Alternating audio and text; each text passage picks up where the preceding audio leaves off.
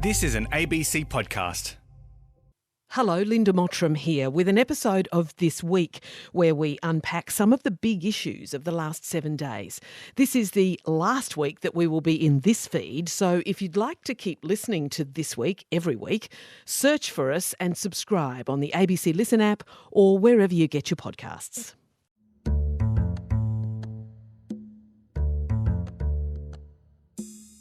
Hello and welcome to This Week. I'm Linda Mottram. Coming up, rapid COVID tests. They're a way of life overseas, so what role should they have in Australia's reopening strategy? We've had this perspective in this country that because a PCR test is more accurate, it's fit for purpose for all purposes with the pandemic, and that's just not right. And a national summit on women's safety this week. But was it just another talk fest? But first, an unimaginable strike on the American heartland. This is as close as we can get to the base of the World Trade Center. You can see the firemen assembled here, the police officers, FBI agents, and you can see the two towers. A huge explosion now raining debris on all of us. We better get out of the way! 2,996 people lost their lives in the terrorist attack on the United States on the 11th of September 2001 that's become known by the shorthand 9/11. Two hijacked commercial jets full of people were flown into New York's World Trade Center. And when the buildings eventually crashed to the ground, the city was changed, America was changed, and US foreign policy was dramatically reshaped for decades to come. Freedom itself was attacked this morning by a faceless coward, and freedom will be defended. Make no mistake, the United States will hunt down and punish those responsible. Later that same morning, 20 years ago today, another hijacked plane crashed into the Pentagon in Washington. Then a fourth plane was driven into an empty field in rural Pennsylvania when doomed passengers acted to stop an even greater calamity. I was, looked out my window. I saw this plane, a jet, American Airlines jet coming, and I thought, this doesn't add up. It's really low. And I saw it. It just went, it was like a cruise missile with wings. Went right there and slammed right into the Pentagon. United 93, the traffic view is 1 o'clock, 12 miles east on 370. Negative contact, we're looking at United 93. United 93, Cleveland, if you hear the sound right now. When the first plane crashed into the tower, I was actually still at home. I dashed to the subway and got to the World Trade Center stop 15 minutes later. By that time, a plane also crashed into the second tower. Fred Kaplan is a New Yorker and a Pulitzer Prize-winning journalist who has written about 9/11 and US foreign policy for Slate magazine. And even then, it wasn't clear what was going on until I talked with a man who was covered in ash, and he was an executive at Xerox, which had an office right across the street from the World Trade Center, who told me that he had seen a fuselage falling from the sky and body parts strewn in the street. And at that moment, it was clear that it was an attack launched by terrorists, and we knew about Al-Qaeda. And then just a few seconds later, the first tower fell.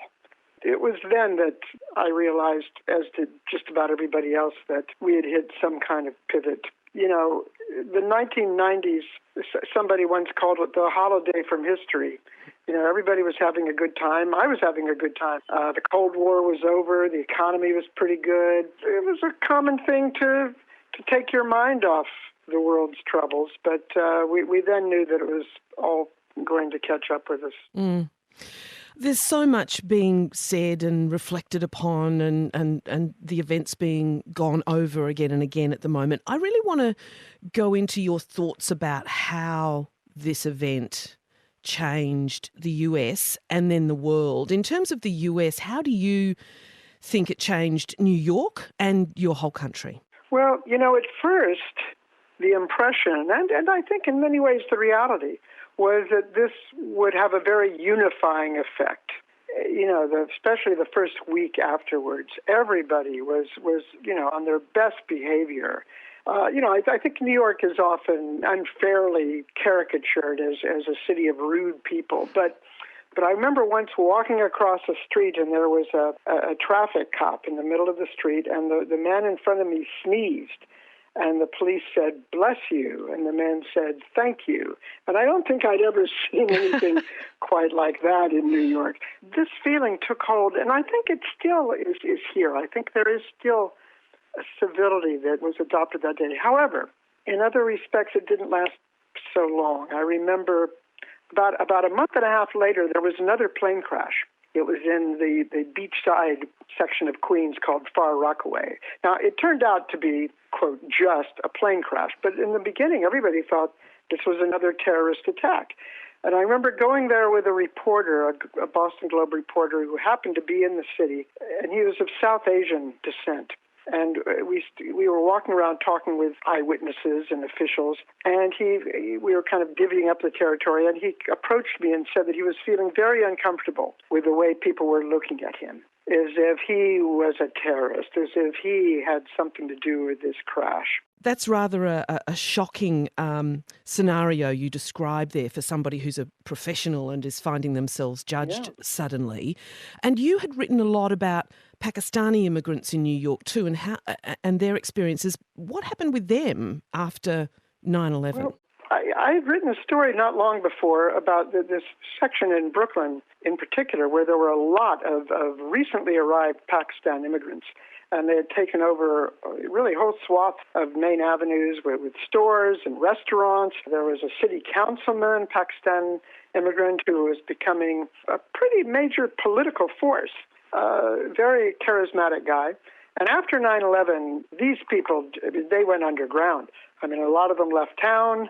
A lot of the businesses shut down. And so what began to take place, less in New York, which is a very cosmopolitan city, more in the other parts of the country, was a new kind of divisiveness.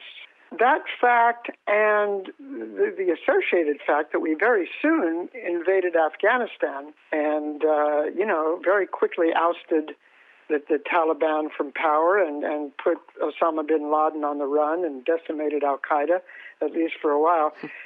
The combination of racism, xenophobia, and a new kind of martial spirit, a kind of a new sort of hawkishness that we hadn't seen in the United States for quite some time. I think they all fed into each other and really created a kind of a toxic brew.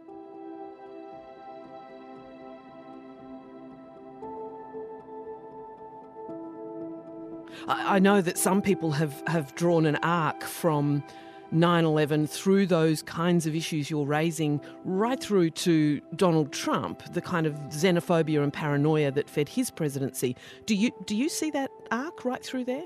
Yeah, I mean, I wouldn't say that is all that created Donald Trump. I mean, there were many economic and cultural factors as well. But yeah, I think one can draw a line that traces precisely that arc. And of course, you mentioned Afghanistan, and of course, we're all watching Afghanistan now again, 20 years later, descending back into Taliban rule and a morass of various terrorist groups, including Al-Qaeda, again, adding to its numbers. When you think about the foreign policy and national security implications of 9/11, to what extent did it reshape the views of foreign policy and national security for the US, do you think? Well, I think it reshaped it considerably. It's worth noting that before 9/11, the Bush administration, George W. Bush, had been in power for about 8 months, and his national security advisors saw the big threats as being a revived Russia, which was in fact flat on its back at the time, maybe North Korea with missiles and so forth. They weren't looking at Al-Qaeda at all.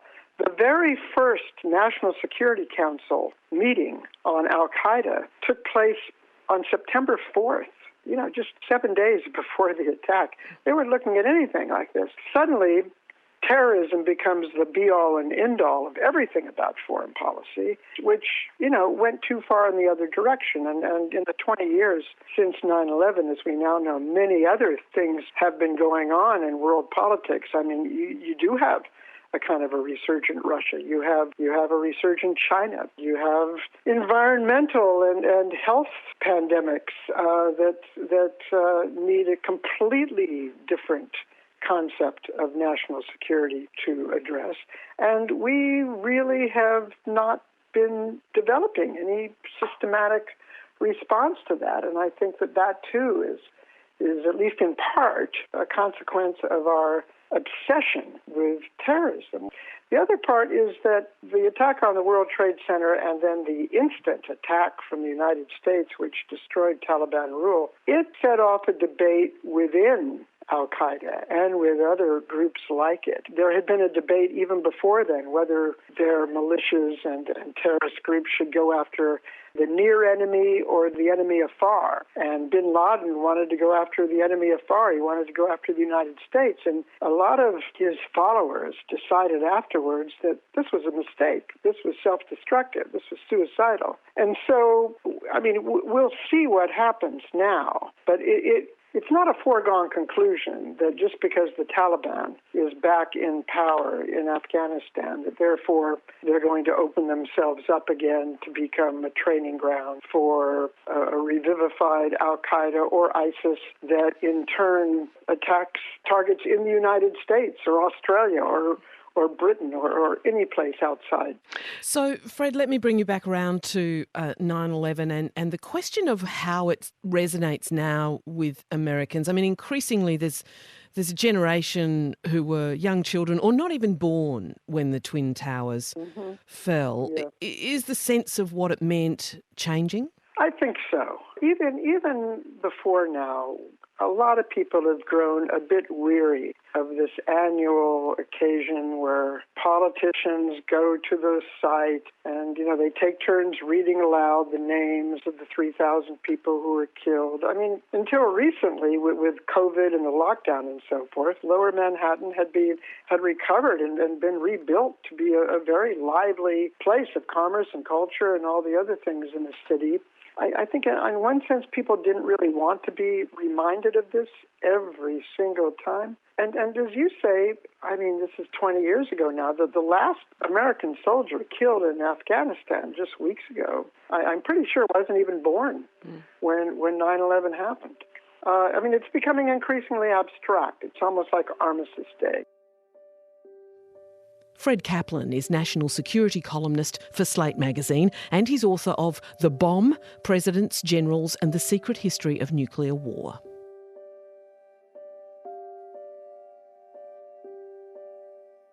Well, another bruising week for the federal government with another stoush over the vaccine rollout. New South Wales, with well over 1,000 cases every day, but the highest first-dose vaccination rate in the country, was revealed to have received extra unannounced Pfizer from the federal government. With outbreaks continuing in the ACT and growing in Victoria, the Victorian Premier, Daniel Andrews, unleashed.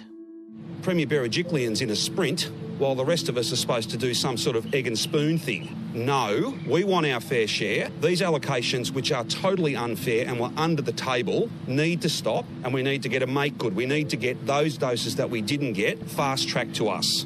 Then came the release of emails by Labor showing Pfizer wrote to the Morrison government last June offering the prospect of jabs delivered with unprecedented speed. The government didn't do a deal with the company until November, but the Prime Minister says the emails are not the full story. Those engagements had started before then, and those discussions were already underway. But it was very clear from those discussions that the focus was not on Australia. The focus was on where people were dying in their thousands. Well, nationally, vaccination rates are rising, but even the national plan foresees a need for continuing other measures like masking, tracing, and even occasional lockdowns to combat Delta. Then there's rapid testing, not used widely here, though regulators could soon approve them for use at home. Well, economist Richard Holden is a member of the recently established Australian Scientific Advisory Group for Emergencies, shortened to AusSAGE. Rapid antigen tests are an alternative to PCR tests. They're the sort of thing you can do at home. They could also be done at a sporting event or at a supermarket or prior to entry to an airplane or something like that. And they basically involve either saliva or a nasal swab, and they give results right on the spot in 10 to 15 minutes. So while they're a little bit less accurate than PCR tests, they give you a result basically right away. We're not using them a lot in Australia, are we? But overseas, they're being used a lot? Yeah, they're being used really widely overseas. So they, you can buy them in a pharmacy in the US. In the UK, you can actually order them for free from the UK government. You can get 1 box per day, 7 tests in a box. They're handing them out to people because they want people to have the ability to get tested quickly and have information about their COVID status. You've written about a lack of action in getting fast testing kits here, and you've just hinted at it there. In fact, you say Australia gets an F, a fail for testing. In what way? We've had this perspective in this country that because a PCR test is more accurate, it's fit for purpose for all purposes with the pandemic, and that's just not right. The fact that you can get an antigen test quickly really helps. So take a person who wakes up one morning, they've got very, very mild symptoms of goodness knows what, slightly scratchy throat, little bit of a runny nose. Pre-COVID, they wouldn't have thought twice about it. And now they say to themselves, I want to do the right thing. I want to protect myself, my family, my community. But, I've got a job. I've got caring responsibilities. If I'm hearing that the queues are an hour or so long and it can take 3 to 4 days at the moment to get a PCR test back. And if I go take a PCR test, then I and my family need to lock down until the results come in. So I want to do the right thing, but that's basically locking my family up for 4 days. And what an antigen test allows that person to do is to say, you know what, I'm going to take an antigen test right now. It's actually really accurate. It's not quite as accurate as a PCR test, but it's going to give me a lot of information and really empower me. And of course, if the antigen test comes back positive, then I'm going to go get a PCR test, lock everything down for me and my family and do the right thing. And that's the kind of information that would really benefit Australians individually, their families and their community. What about that question of the accuracy or inaccuracy of the tests? I mean, how good or how not good are they? Well, they're actually really very good. So, one of the brands that's out there, it's actually an Australian company called Ellume that's been approved for use in the US for quite a while now. That gets it right in home use. So they did a clinical trial where they said, let's have this shipped to people as they would use it themselves. No nurse, none of that. And relative to the PCR test, it got it right about 96% of the time. And so this is the loss in accuracy compared to a PCR test for the good versions of these tests is really small. I mean, we're in this moment now, aren't we, where we're starting to talk about vaccine passports, about people using proof of their vaccination status to be able to get on with life. How do you see these rapid antigen tests fitting with vaccine passports, and particularly for people who maybe can't or don't want to be vaccinated? Yeah, I think there's a really close link. They're really complements to each other. And you can imagine a situation very soon where to enter a public venue, like a cultural event or a sporting event or even a shopping centre, certainly getting on, public transport or an airplane or something, you either need to show proof of full vaccination and in due course up-to-date boosters. That's, if you like, the vaccine passport or green pass objective. And perhaps an alternative to that is to take a rapid antigen test then and there. And if that's negative, you're allowed entry to the venue. Now, that has 2 effects. One is for people who have, a medical reason why they can't get vaccinated, it allows them to not be cut off from society while protecting the community and giving them information about their own status. It also has an incentive element, which is if people are medically able to get a vaccine and choose not to do that, they choose to, do that for themselves, but also impose risk on people around them and in their community, the people who work in retail outlets, the people who shop in retail outlets, the people who go to cultural events, the people who perform at cultural events. If they want to impose that cost on other people, then they're going to have to show that they're not COVID positive. And it's going to take them an extra 10 or 15 minutes, and it might cost them $10 or $15 to do that, to queue up each time that they want to do that. And that's the flip side of their choice not to be vaccinated, is they need to take responsibility for not infecting other people, and that'll be the cost of it. It's a bit like airport security every time you want to go to one of these events. I mean, how do you see it playing out in terms of states that do have outbreaks and states that don't? Would it be useful in all states or just where you've got COVID rampaging? No, I think one of the lessons of this pandemic that we shouldn't have had to keep learning over and again is about being ahead of the game on this. So it's a very useful thing, even if there are low or even zero COVID cases. We know that there's going to be COVID in the world. We know that COVID's going to be coming, even if it were to get back to zero cases in the country, which at this point seems like an unfortunately remote possibility. With open international borders, it's going to come back in. And so we need to be ahead of it and making sure that we catch any possible outbreaks when they're at very low levels and in very low numbers. And, the famous or infamous seeding event of the New South Wales and Australian outbreak with this limo driver bringing, an overseas FedEx crew in. If that person had been required to take one of these rapid antigen tests before going to work every day, then, we might not be in the situation we are right now. Have you thought about how this might apply in schools? I think Israel is using rapid antigen testing in schools. Yes, they are. So one thing that's important to understand is these tests can be used on anyone who's 2 years or older. So they can be used for very young kids. And as we know, vaccinations for under 12-year-olds are not available yet. It's certainly some hope that they will be approved or indicated for 5 to 12-year-olds next year, but we're yet to see that. Prior to that happening, this would allow testing of people in a school environment. Now, I think it would be a little bit over the top to think that every kid should get tested every day on the way into school. But you can imagine a situation where people get tested, once or twice a week, and it's just provided to them to empower them and allow them to protect themselves and their classmates and their families. And certainly universities in the United States, in addition to saying that very often people need to be vaccinated to be on campus, are also saying, you need to be tested a couple of times a week. So here for, young school children, testing will be an alternative to vaccination where that's not available. So, I mean, the phrase our politicians like to use, is that we have to learn to live with the virus or live alongside the virus. You see this as a pretty critical tool in that process. Yeah, this is absolutely part of it. And as important as vaccination is, what the AusSage group, a diverse group of independent experts, of which I'm one member, has been saying is we need vaccines plus. We need high vaccination rates. That's exactly right. We need vaccines to be available for kids in due course, but we also need sensible, easy to implement, low-cost public health measures. In addition to that, to live with COVID rather than die with COVID. And that means having masks in certain situations. That means having better ventilation in a whole range of public settings. And that means antigen testing where appropriate. Economist Professor Richard Holden from the University of New South Wales.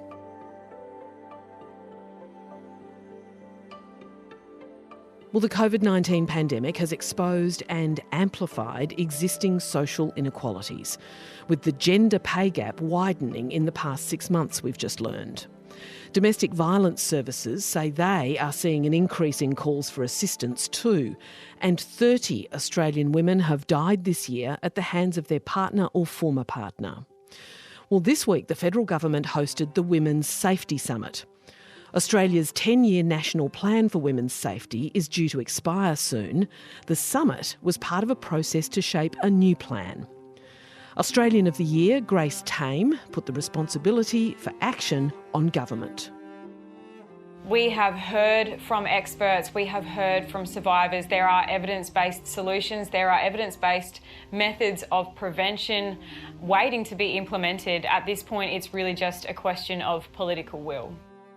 Well, an organisation called Our Watch was established under the last national plan. Its chief executive is Patty Kinnersley.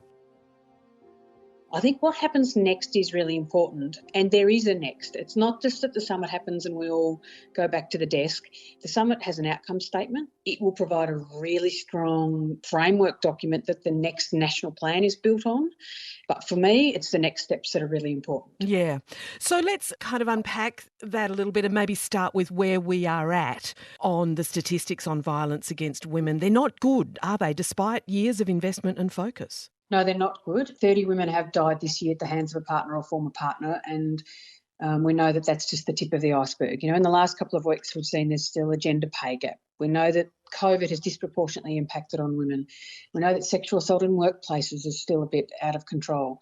So it is easy to be really disheartened by that. I think what's really important is Australia is one of the only countries with a national plan to prevent violence against women and their children. Now, across the course of that plan, many things have changed in terms of the community dialogue. We're now not talking about violence against women being something that happens behind closed doors, or it's between a man and his wife, or it's not my business. I think the community at large is much clearer about everyone has a role to play, that creating an environment where violence no longer occurs belongs to us all. Whether you're a CEO of an organisation, whether you run a sports club, whether you're a parent, whether you're the Prime Minister. And so there have been changes, and some changes in attitudes from the National Community Attitudes Survey. But we know, Linda, that it's not yet resulting in less violence perpetrated against women. So this next national plan, we all hope that the next 10 years takes that shift. We move from, yes, there's a lot more attention. Yes, there's more funding. Yes, people have an understanding that gender inequality is related to violence against women. What we need next is that genuine shift in the numbers. Yeah, I mean, there's so many moving parts here, aren't there? I mean, there's, as you mentioned, the gender pay gap. There is, you know, other aspects of inequality in the workplace, in jobs more generally, and we've seen that exacerbated in the pandemic. There's the kind of cultural layers that this phrase intersectional keeps coming up. It's a really complex picture, isn't it? It is complex. You know, at its simplest, we say that, you know, harmful attitudes, norms and practices that do not value women as equals are creating an environment where violence is more likely to occur. Now, the evidence is really strong now that it's gender inequality playing out in all the places we spend our time that create the environment for violence to happen. The sexist joke does matter. You know, the sexist joke is creating an environment that's disrespectful towards women. We actually know that we need more women on boards, and we know that diversity in workplaces is important. So people are starting to grasp those things, I think. And then, as you talk about, the reference to intersectionality for people who are also facing discrimination based on race or sexuality or ability or their socioeconomic status, that those things are also, they overlap. You know, so for Aboriginal and Torres Strait Islander women, violence against them is at much higher rates. And I guess it's important to look at what the work you do at Our Watch as well, which was established under the last national plan. The theme is doing nothing does harm. And you mentioned that idea of, you know, the so-called harmless sexist joke. But people feel really uncomfortable about challenging those things often. What's the evidence in terms of how effective your work in Our Watch has been in that space? Our Watch is only 8 years old, but our work is really about connecting people to understanding that gender inequality is driving violence and they have a role to play. So when it comes to bystander action, which is the doing nothing does harm piece, which is really important because and people can really attach to this when you talk about, we're at the dinner party, somebody tells a sexist joke, nobody wants to say anything, it moves on, and then for the next 2 days you say, oh, I should have said something. Yeah. And the evidence is really strong that people do want to say something, but they're fearful of outing themselves as the do-gooder or being the morals police or those sorts of things. What the evidence is showing us is that the other people around the table will have the same thoughts, and that usually if you say something, you'll be supported. What we're trying to do, though, is help people to take action and still feel safe. So we say, you can just show you don't agree with that sexist joke by not laughing. You can turn away. You can raise your eyebrows. You can actually show support for the person who's at the wrong end of that sexist joke by saying, sorry about that, I don't agree with that. Or if you're comfortable enough, you can say to the person, hey, mate, that we don't talk about women like that, or I think that joke was really off. I mean, it's very interesting going from the dinner party scenario you just described and then talking about, a national policy framework that's got to last 10 years. So what do you want to see? And I know this is a big question, but what do you want to see fundamentally in the next 10-year plan? What are we leveraging off? And what haven't we got right that needs to go into that new plan? The new plan needs to really keep building. So it needs to keep evolving with our understanding in the community. So like from a primary prevention perspective, which is about stopping the violence before it starts, we want to build on the strong initiatives that have already happened. And that's about driving structural and attitudinal changes in places, in sporting organisations, in the media, in education settings. And so it's long-term work. And people can get frustrated with it because it takes time. But we are actually seeking to change the soup we live in, to create an environment that's more equitable. The next national plan obviously needs more funding because when I come from the primary prevention perspective, I feel like we've got the hope piece. We've got the piece that says it doesn't matter who you are in the community, you can drive change, whether that's being a good parent that's setting a really strong role model for your children or whether you're a CEO. We've got the bit that says change is possible. But for those on the front line who are trying to support women escaping violence, for whom there is the funding is not enough, we do need to keep making sure that the funding for response organisations, for those helping women escaping violence, and indeed for those predominantly men who might need support, who might need guidance, who need support around their challenging behaviours, that needs funding as well. Whilst money is not everything, intent is a lot, people working together, the community getting on board, we do need money. We do absolutely need increased funding to support those on the front line and in legal services and so forth. Patti Kinnersley is the CEO of Our Watch. Well, that's our episode for this week. We'll be in your feed every weekend. Don't forget to subscribe. And while you're there, please leave us a rating or a review if you've enjoyed it. And do tell others about us as well. This week is produced by Madeline Jenner and Emily Burke. Technical production was by Ingrid Wagner. Have a great weekend. You've been listening to an ABC podcast. Discover more great ABC podcasts, live radio and exclusives on the ABC Listen app.